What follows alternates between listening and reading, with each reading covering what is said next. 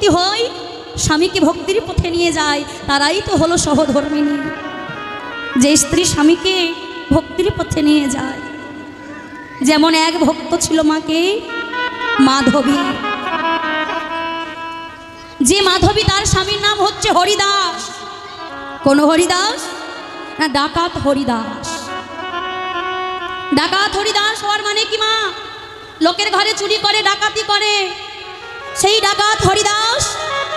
ডাকাতি করে বলে তার নাম হলো ডাকাত হরিদাস। আর তার স্ত্রী যার নাম মাধবী, মাধবী বড় কৃষ্ণ ভক্ত মা।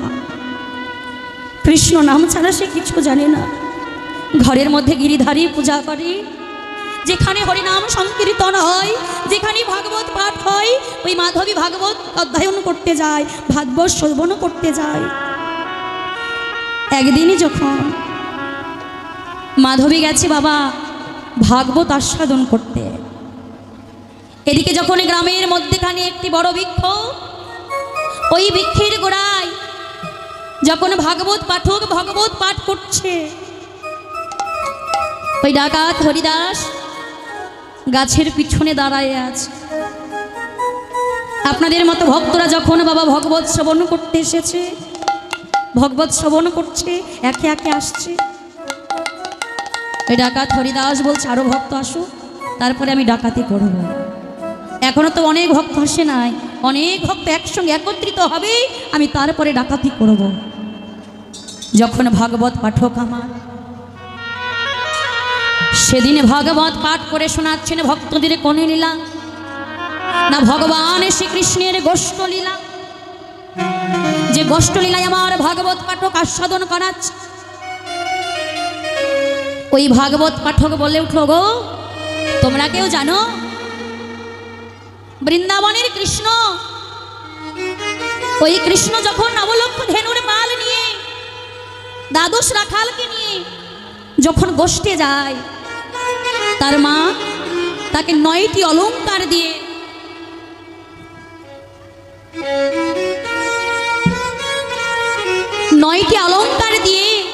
ওই ছোট্ট কৃষ্ণকে সাজায়ে গোঠে পাঠায়। আর সেই অলংকারগুলো অনেক মূল্যবান মা। এক একটি অলংকারের দাম হচ্ছে 9 লক্ষ। এক একটি অলংকারের মূল্য হচ্ছে বাবা 9 লক্ষ টাকা। ওই ডাকাতি এটা শ্রবণ করে ফেলেছে বাবা, কি যে ছোট্ট একটা বালক সে প্রত্যেক দিন এই 9টা অলংকার পরে গোষ্ঠী যায়, আর যার দাম মূল্য এক একটি গয়নার 9 লক্ষ টাকা। তাহলে 9 এ 9 কত হয় মা? ওই ছোট্ট বালক 81 লক্ষ টাকার গহনা পরে গোষ্ঠী যায়। ডাকাতিটা কি করলেন? এই ভাগবত পাঠকের কাছে ভালো করে জানতে হবে, সেই তাকে আমি কোথায় পাবো। কি করলেন?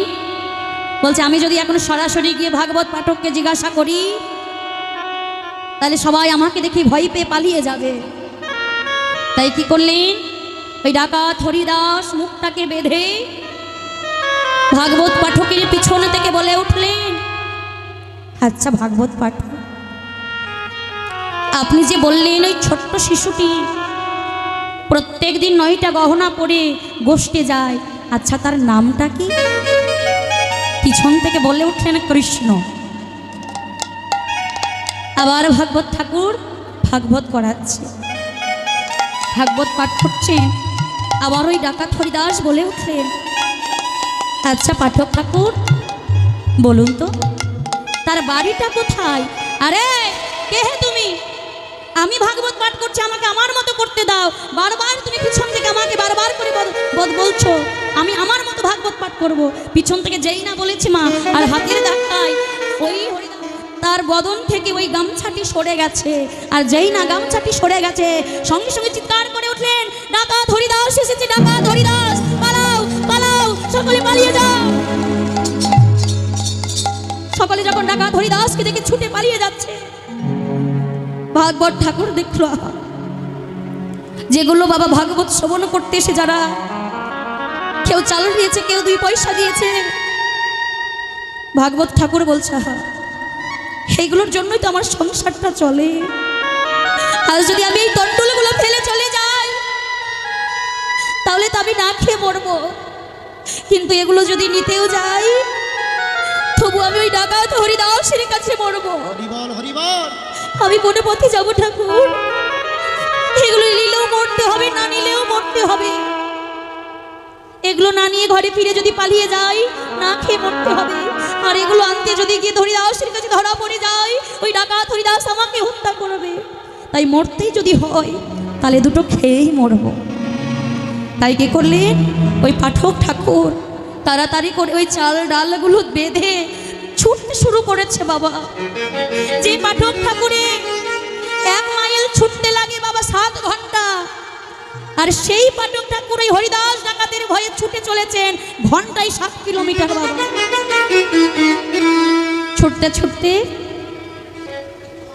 ওই পাঠক ঠাকুরের ওই পুটলিটা বাবা ছিঁড়ে গেছে, আর যেই না ছিঁড়ে গেছে ওই পুটলি থেকে চাল পড়তে পড়তে একেবারে পাঠক ঠাকুর বাড়িতে এসে পৌঁছেছে।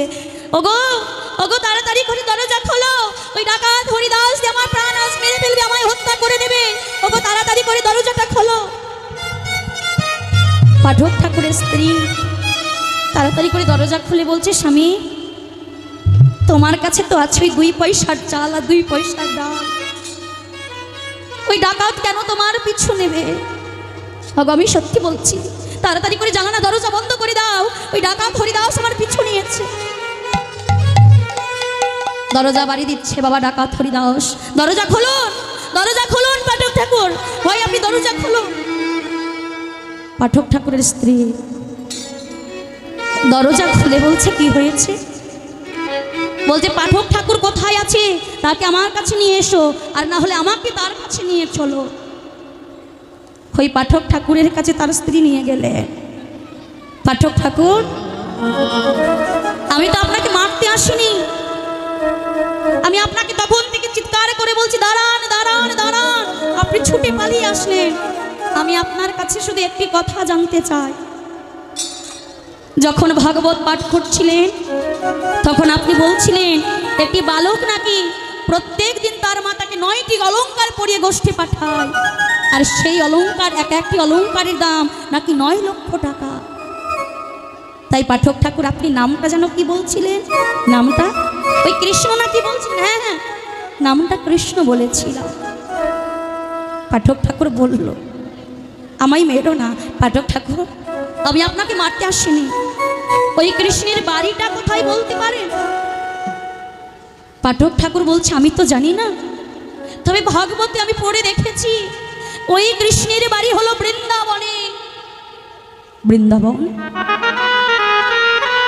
এই 2টি কথা বাবা ওই ডাকাত হরিদাস মুখস্থ করে নিলেন, কি কৃষ্ণ বৃন্দাবন, কৃষ্ণ বৃন্দাবন, কৃষ্ণ বৃন্দাবন মুখস্থ করে পাঠক ঠাকুরের কাছে বিদায় নিয়ে বলছে, পাঠক ঠাকুর আপনি তো আমাকে 9টি অলংকারের সন্ধান দিলেন, আমি যদি সেই কৃষ্ণকে চুরি করে আনতে পারি আপনাকে কথা দিচ্ছি ওই 9টি অলংকারের মধ্যে থেকে একটি অলংকার আমি আপনাকে দিয়ে যাব। আজ এই না ডাকাত হরিদাস আমার ঘরে ফিরে বলছে, মাধবী মাধবী তুমি তো আমাকে প্রত্যেক দিন বলো ডাকাতি বন্ধ করে দাও, ডাকাতি করা বন্ধ করে দাও।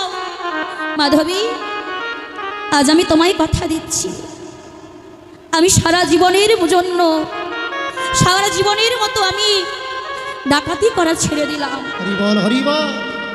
আমি এখন বৃন্দাবনে যাব।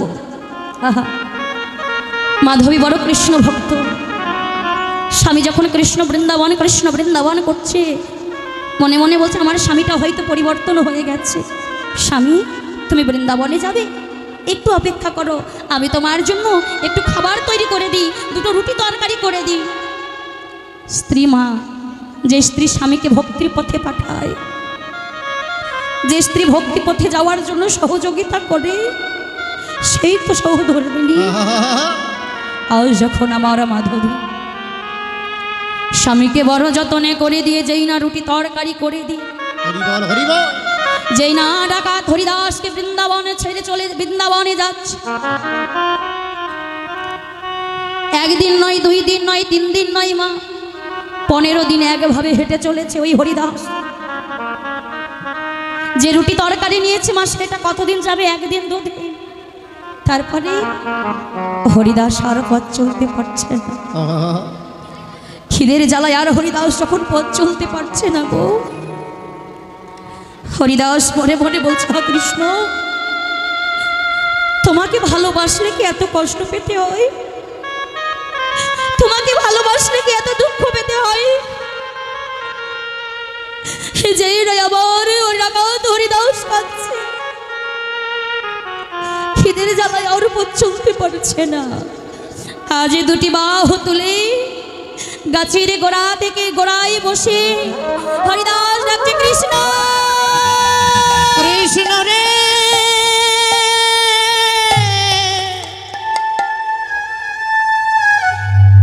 ওরে কৃষ্ণ, কৃষ্ণ রে, একটিবার দেখা দে কৃষ্ণ। কোন ভক্ত যখন এমন ভক্তি ভরে ডাকে, কোন ভক্ত যখন এমন নয়ন জলে আমার ভগবানকে ডাকে, ভগবান কি না এসে থাকতে পারে? ডাকার মতো ডাক যদি হয় মা, ভগবান বৈকুণ্ঠ ছেড়ে আসতে বাধ্য হয়। ওই ডাকাত হরিদাস যখন নয়নের জলে ডাকছে, ও কৃষ্ণ রে, কৃষ্ণ। ওই কৃষ্ণ কি করলেন মা? আজ কি করলেন? কাঁধে করে নিয়েছে দধি, দুগ্ধ, মাখন, দই, আর নিয়ে একটি গোয়ালার ছেলে হয়ে বিক্রয় করে বেড়াচ্ছে। গো, দই নেবে গো, দই নেবে? ডাকাত হরিদাস ওই গোয়ালাকে ডাকছা, মাগো কৃষ্ণ রূপ নিয়ে এসেছে ওই বালকে। যখন ডাকছে, গোয়ালা, গোয়ালা, আমায় একটু দই সেবা করতে দেবে? আমি অনেক দিন কিছু খাইনি, আমায় একটু দই সেবা করতে দাও না। বলছে, দই কেন দেব না? আমি তো দই বিক্রয় করার জন্য এসেছি, তুমি করি দাও, আমি তার বিনিময়ে তোমায় দই দেব। ডাকাত হরিদাস বলছে, আমার কাছে তো করি নেই,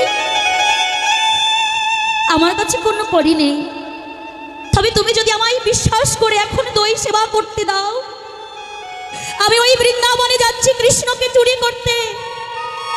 আর কৃষ্ণের অঙ্গে নাকি 9টি অলঙ্কার, যার দাম এক একটি অলঙ্কারের দাম 9 লক্ষ টাকা।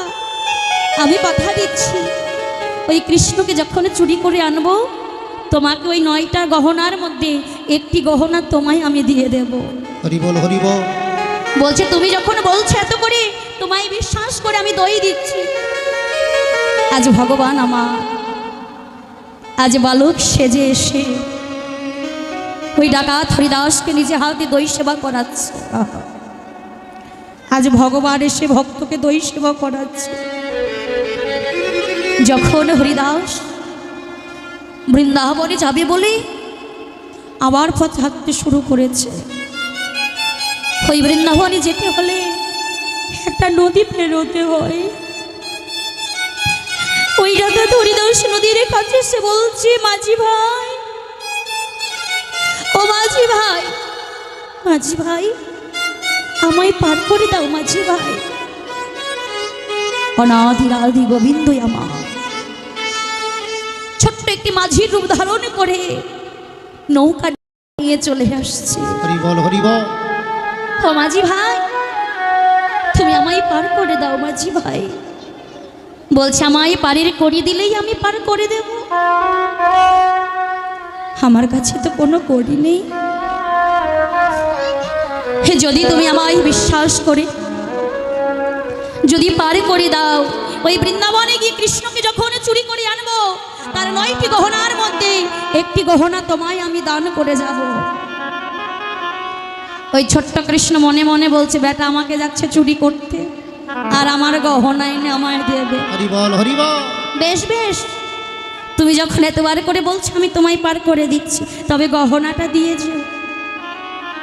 হরিদাস যখন চলেছে, নদী পেরিয়ে সকলকে বলতে শুরু করেছে, গো বলতে পারো বৃন্দাবন কোথায়, ওই কৃষ্ণের বাড়িটা কোথায় বলতে পারো?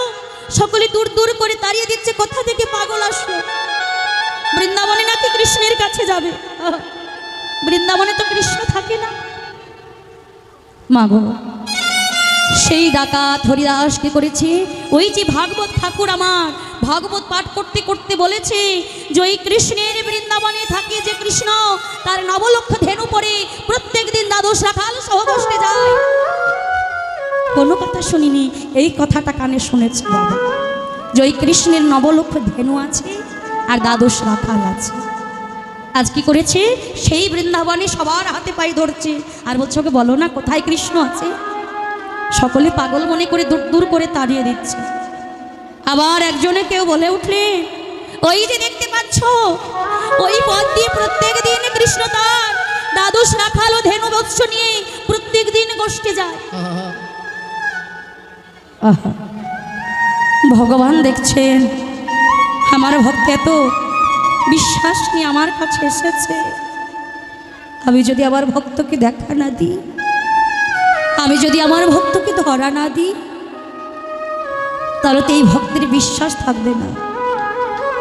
তাই কি করলে, দ্বাদশ রাখাল নবলক্ষ ধেনু ভগবান সৃষ্টি করলেন শুধু ভক্তের মধ্যে বিশ্বাস জাগানোর জন্য। আর যখন নবলক্ষ ধেনু নিয়ে আজ গোষ্ঠে যাচ্ছে, সর্বপ্রথমে যাচ্ছে কি শ্রীরাম সখা। ওই ডাকাত হরিদাস শ্রীরামকে জড়িয়ে ধরেছে, হ্যাঁ সত্য করে বল তুই কৃষ্ণ।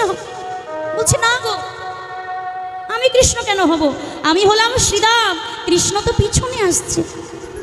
শ্রীরাম চলে যাচ্ছে, আবার একজনকে জড়িয়ে ধরেছে, হ্যাঁ সত্য করে বল তুই কৃষ্ণ। বলছে, না গো আমি কৃষ্ণ নয়, আমি হলাম সুবল, কৃষ্ণ তো পিছনে আসছে। একে একে করে দ্বাদশ রাখালকে জড়িয়ে ধরে এরপরে যখন কৃষ্ণ এসেছে, সত্য করে বলতো তুই কৃষ্ণ। বলছে, আমি কৃষ্ণ। এই চুপ কর, তুই চিৎকার করিস না, আমি এসেছি তোকে চুরি করে নিয়ে যেতে। তাড়াতাড়ি করে একটি বাবা পটেলের মধ্যে একটা ছেঁড়া ধুতি ছিল, সেই ধুতিটা রেখে তাড়াতাড়ি করে কৃষ্ণের অঙ্গ থেকে গহনাগুলো খুলতে শুরু করেছে। হরি বল হরি বল। ওই যে গুরুদেব বলেছে 9টি অলংকার পরে আছে, গুরুদেবের কথা তো মিলে গেছে, তো 9টি অলংকার পরে আছে। তাড়াতাড়ি করে ওই কৃষ্ণের অঙ্গ থেকে 9টি অলংকার খুলতে শুরু করেছে বাবা। 7টি অলংকার খুলেছে আর 2টি অলংকার ওই ডাকাত হরিদাস খুলতে পারছে না। কোন অলংকার না কৃষ্ণের চরণের নপুরে খানি, হরি বল হরি বল। যেই না হরিদাস আর খুলতে পারছে না। কি করলেন বাবু, ওই ডাকাত হরিদাস কৃষ্ণের চরণের কাছে বদনটি ঠেকিয়ে আজ বাবা দাঁত দিয়ে নুপুরটা কাটতে শুরু করেছে। আরে যেই না ওই ডাকাত হরিদাসের বদনে খানি, যেই না আমার কৃষ্ণের চরণে পড়েছে, ওই হরিদাসের নয়ন দুখানি মুখ ভেসে যাচ্ছে। নয়নের জালে যেই না হরিদাসের নয়নে বেজে যায়, তবুও যখন খুলতে পারছে না, কি করলো কৃষ্ণ, আমি তোমাকে বৃন্দাবন থেকে আমি আমার ঘরে নিয়ে যাব, আর কথা দিচ্ছি তোর এই নপুরগুলো খুলে নিয়ে আমি তোকে আবার বৃন্দাবনে রাখতে আসবো। আয় আয়, তুই আমার কাঁধে চেপে বস। এই ডাকাত হরিদাস কৃষ্ণকে কাঁধে নিয়েছে, আর যেই না কৃষ্ণকে কাঁধে নিয়েছে, কৃষ্ণের 2 চরণ আমার বক্ষ মাঝে, আজ হরিদাসের বক্ষ মাঝে দুলছে।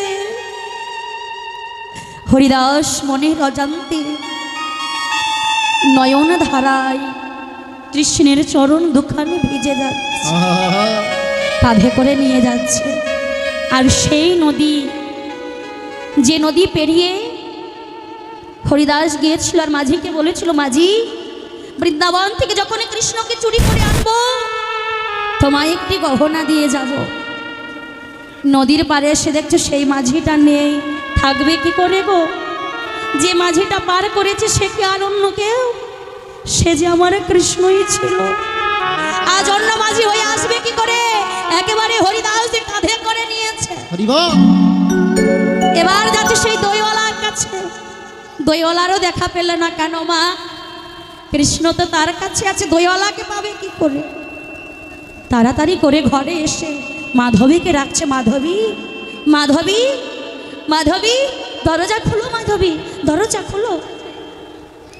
মাধবী দরজা খুলেছে। মাধবী, এই দেখো, এই দেখো মাধবী, আমি বৃন্দাবন থেকে আমি ওই কৃষ্ণের নবলক্ষ, ওই 9টি অলংকার আমি চুরি করে এনেছি, দেখো। দূর হয়ে যাও অপরাধী খুনি। ওই মাধবী মনে মনে বলছে, স্বামী তোমাকে পাঠিয়েছি, তুমি নাকি কৃষ্ণ ভক্ত হয়ে গেছো, তার জন্য হয়তো বৃন্দাবনে গিয়ে তুমি কোনো রাজার ঘরের ছেলেকে চুরি করে হত্যা করে ওই ছোট্ট শিশুর কাছ থেকে অলঙ্কারগুলো কেড়ে নিয়ে এসেছো। ছি, তুমি এত অপরাধী, এত পাপী। দূর হয়ে যাও, দূর হয়ে যাও আমার চোখের সামনে থেকে। মাধবী, মাধবী, আমি কারো ছেলেকে খুন করিনি, আমি কারো ছেলেকে হত্যা করিনি। পাপী, দুরাচারী, খুনি, দূর হয়ে যাও। আমি থাকবো না তোমার কাছে, চলে যাচ্ছি তোমার সঙ্গ পরিত্যাগ করে। মাধবী, মাধবী, হে যেও না মাধবী, যেও না। ডাকাত হরিদাসের যে কাঁধে কৃষ্ণ আছে, মাধবী তো দেখতে পাচ্ছে না। ভগবান যদি কাউকে দেখা না দেয়, সে কি ভগবানকে দেখতে পায়? তাই না তো। আজ যখন ওই ডাকাত হরিদাস বলছে, মাধবী, এই দেখো আমার কাঁধে কি আছে, মাধবী গিয়ে দেখছেন তার ঠাকুর ঘরে গিরিধারীর মূর্তিটি নেই। আমার স্বামী এত পাপ করেছে, পাপের ঘরে তারা পূর্ণ হয়ে গেছে বলে আমার ঘর থেকে গিরিধারী উধাও হয়ে গেছে। হরি বল, হরি বল। যে গিরিধারী বাবা হরিদাসের কাঁধে আছে, সেই গিরিধারী ঘরে নেই। মাধবী চিৎকার করছে। এদিকে যখন ওই মাধবী হরিদাসের কাঁধে যেই না কৃষ্ণকে দেখতে পেয়েছে, স্বামী তুমি কাকে কাঁধে নিয়েছো? মাধবী, এই তো কৃষ্ণ, আমি একেই তো চুরি করেছি। স্বামী, তুমি কৃষ্ণকে চুরি করেছো, তুমি কৃষ্ণকে পেলে কোথায়? সে যে ভগবান। মাধবী, কি বলছো? দেখো মাধবী, দেখো এর নবলক্ষ ধেনু, দ্বাদশ রাখা, সকলকে রেখে তার গহনা, 9টি গহনা আমি নেব বলে 7টি গহনা খুলতে পেরেছি, হরি বল, হরি আর বল। তার চরণের ওই নূপুরগুলো আমি খুলতে পারিনি। কৃষ্ণ বলছে, হরিদাস, হরিদাস, আমায় তুমি নামিয়ে দাও, আমি নূপুর জোড়া খুলে তোমায় দিচ্ছি। ডাকাত হরিদাস বলে উঠলেন, কৃষ্ণ, তুই যদি নূপুরগুলো খুলতেই পারতিস, তাহলে বৃন্দাবনে না খুলে তুই এত দূরে আমার কাছে আসলি কেন? কৃষ্ণ বলছে, হরিদাস, আমি যদি নূপুরগুলো যদি তোমাকে বৃন্দাবনে খুলে দিতাম, তাহলে যে তোমার মতো ভক্তের কাঁধে আমার চাপা হতো না। যদি আমি বৃন্দাবনে নূপুরগুলো তোমায় খুলে দিতাম, তোমার মতো ভক্তের সঙ্গে আমার আশা হতো না। তাই কৃষ্ণ আমার কেঁদে কেঁদে বলছে, ভক্ত, ভক্ত দূরে কেন? একবার আয় ভক্ত,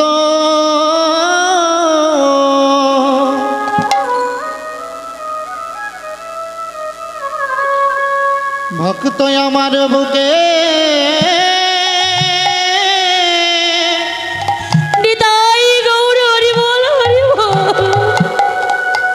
বুকে আয় রে,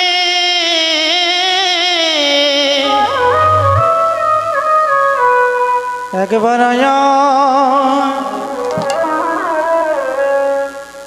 আয় আয় ভক্ত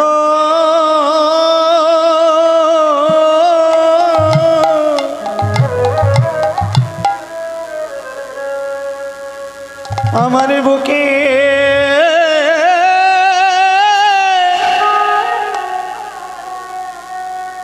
আয় রে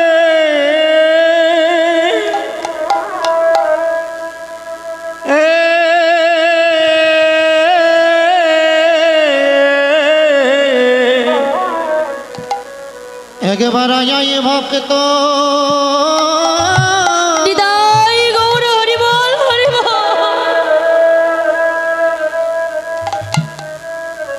আমার বুকে